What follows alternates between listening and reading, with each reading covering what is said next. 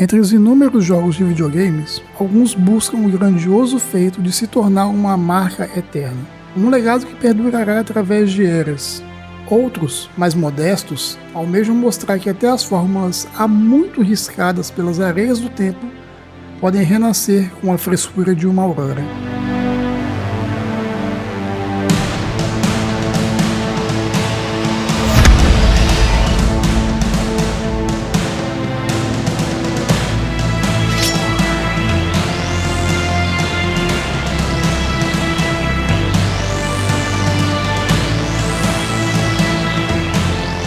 Lords of the Fallen, em sua busca, abraça o desafio de ambas as jornadas.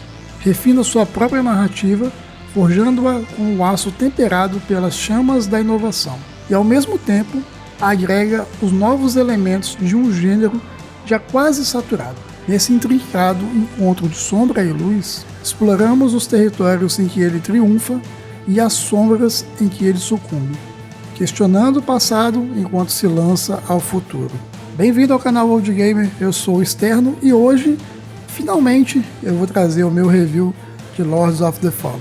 Então senta aí, que a viagem entre os mundos de Axiom e Umbral vão ser repletas de altos e baixos.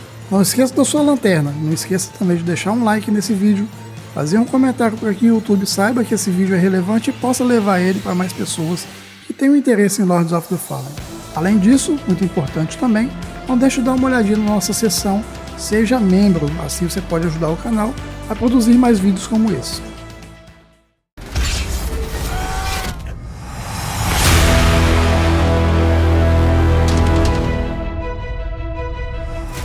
O ano é 2011, o ano do casamento real britânico entre o príncipe William e Kate Middleton, o ano em que Steve Jobs também nos deixou.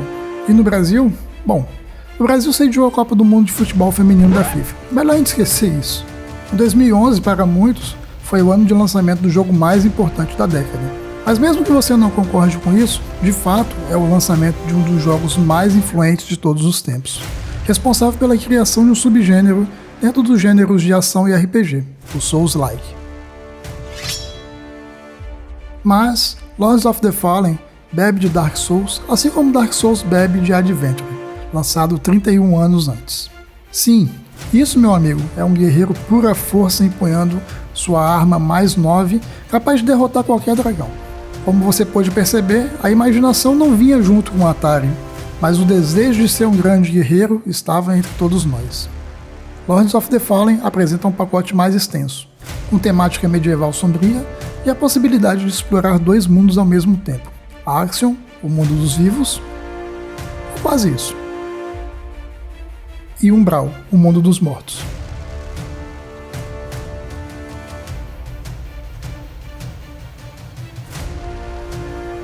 Embora revigorado, não é exatamente uma novidade. Viajar por mundos paralelos é algo explorado por vários jogos ao longo do tempo, como Darksiders 2, Soul River,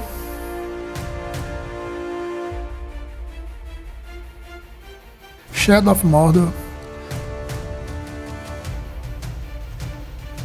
e até mesmo Max Payne fez algo rudimentar, mas semelhante, e talvez possamos pôr Silent Hill nesse balaio junto com Death Stranding.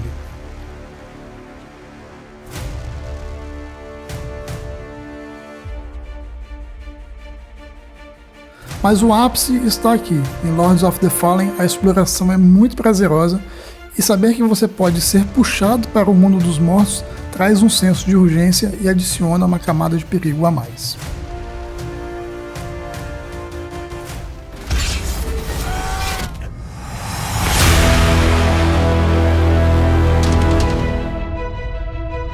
A parte gráfica de um jogo é a coisa mais perceptiva e muitas vezes é o carro-chefe para vender o mesmo.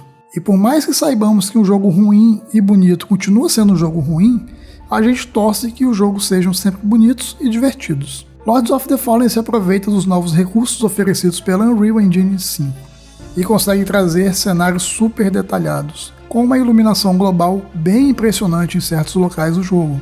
Sim, em certos locais, porque há erros que acontecem em determinados locais que insistem em escurecer mesmo quando o local é aberto com incidência de sol. Através do modo foto do jogo, podemos deixar os peritos de lado, pelo menos por enquanto, para analisar toda a beleza de Monster. As fotos que você está vendo agora foram capturadas por mim mesmo em game, então tudo o que você precisa saber sobre os gráficos e beleza desse jogo estão contidas aqui. E mesmo com um probleminha aqui e outro ali, no geral Lords of the Fallen é um jogo visualmente muito agradável.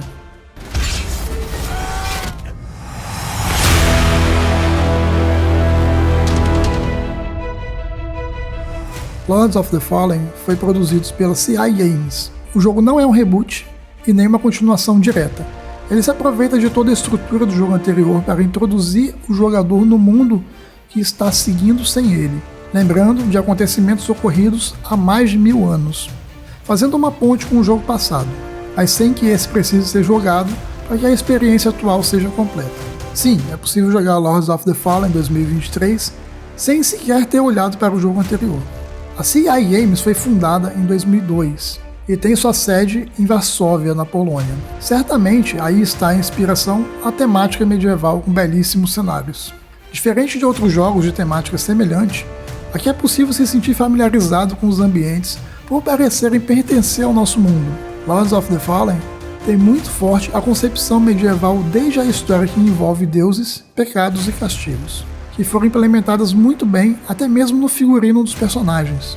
A Era Medieval, também conhecida como Era das Trevas, aqui é levada muito a sério, talvez a sério demais até. Muitos lugares são um breu completo, e isso pode ser um problema para alguns jogadores. Eu aceitei que isso faz parte da estética do jogo e até da lore, quando você entende que para afastar as trevas você precisa caminhar na luz, ou melhor, na radiância. A implementação de um reino decadente também é muito visível.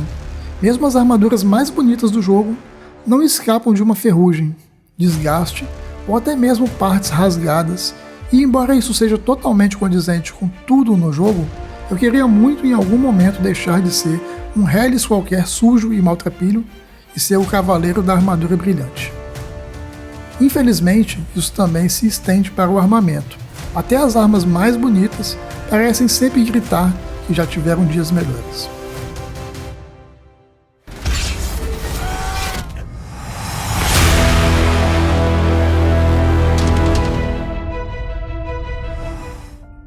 Todo jogo inspirado em uma mecânica tão sólida precisa se destacar trazendo elementos novos, ou ele será apenas mais do mesmo. Assim como outros jogos ousaram mudar certos paradigmas, como The Surge, Bloodborne, Sekiro, Lords of the Fallen abraça uma atitude mais conservadora, mantendo tudo aquilo que funcionou no gênero até aqui, porém implementando uma mecânica nova, que é o uso da lanterna nos combates. E isso faz toda a diferença. Aliás, a lanterna é responsável pelas viagens entre os mundos, e ela é capaz de trazer algumas mudanças significativas na construção do seu personagem. E por mais que o combate seja super responsivo, o conservadorismo apresentado aqui acabou indo longe demais e limitou um aspecto crucial, que é a movimentação com diferentes tipos de armas. E por mais que o leque de escolhas de armas seja bem extenso, parece que você está sempre empunhando os mesmos 4 tipos de armas, porém com um visual ligeiramente diferente. As armas não têm movimentos únicos, e isso pode ser bem frustrante quando você encontra uma arma que parece muito legal e no final ela só dá mais dano. O resto é tudo igual, e já que estamos falando de dano, se prepare, porque você vai precisar aniquilar seus inimigos muito rápido, já que eles se amontoam à sua volta mais rápido que formigas no açúcar derramado. E isso, meu amigo, talvez seja o ponto mais esquisito do jogo. Vários inimigos parecem mal posicionados ou apenas estão ali para criar uma dificuldade totalmente artificial. Dificuldade essa que, acredite, é aumentada no NG+, simplesmente retirando os checkpoints. Esse é de fato o ponto mais negativo de Lords of the Fallen.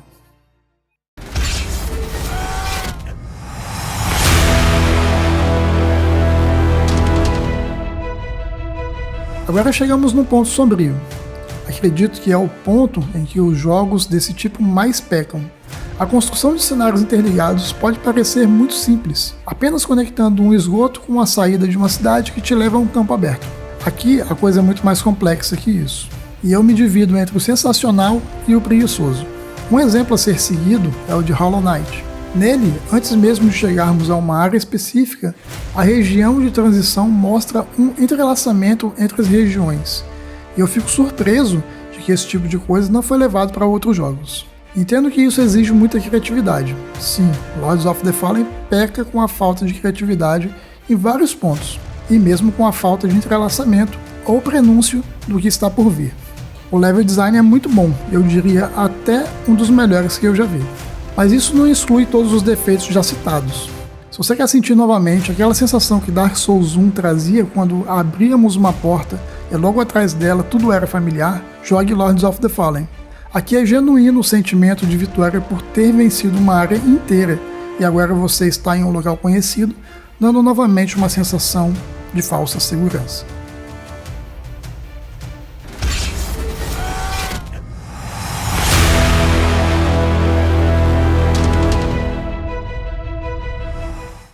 Quando eu coloco na balança todos os pontos de Lords of the Fallen, eu consigo sentir que a balança pende muito mais para o lado positivo.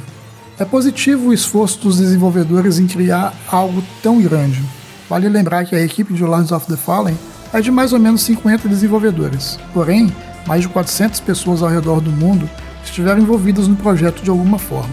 Talvez um número tão grande de pessoas envolvidas no trabalho acabaram trazendo algumas ideias desconexas, e alguns pontos que falham e gritam para você que eles não deveriam ter sido daquela forma e poderiam ser muito melhores. Mas o fato é que Lords of the Fallen é sim um dos melhores Souls-likes que a gente tem no mercado.